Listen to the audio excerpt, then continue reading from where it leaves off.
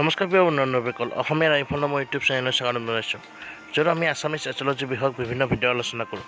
আহকতে আজি ভিডিঅ'ত জানি লওঁ 27 জুলাই তাৰিখে কোনকেইটা ৰাশিৰ ভাগ্য খুলিব, লগতে তেওঁলোকৰ ভাগ্যফল কেনেকুৱা হ'ব। আৰু আমাৰ চেনেলৰ যদি ভিডিঅ'বিলাক ভাল পায় লাইক কমেণ্ট শ্বেয়াৰ কৰাৰ লগতে সদায় এইদৰে আছামিজ এষ্ট্ৰলজি বিষয়ক ভিডিঅ' পাই থাকিবলৈ আমাৰ চেনেলটো ছাবস্ক্ৰাইব কৰি দিব। আহক এতিয়া মূল কথালৈ আগবাঢ়ি যাওঁ। এই ৰাশিকেইটা 27 তাৰিখে বিশেষ ধৰণৰ ভাগ্য ফল খাব। ভাগ্য সুপ্ৰসন্ন হোৱাৰ ফলত বিভিন্ন দিশত সফলতা লাভ কৰিব। কেৰিয়াৰ দিশত উত্তম হ'ব। শিক্ষা দীক্ষাৰ ক্ষেত্ৰত আগবাঢ়ি যাব পাৰিব। প্ৰেম প্ৰণয় বেয়া নহয়, স্বাস্থ্য আদি উন্নত হ'ব। দাম্পত্যতো সুখ দেখা যায়। লগতে পৰিয়ালৰ সদস্যবোৰৰ মাজত মিলাপ্ৰীতি ভাৱ বাঢ়িব।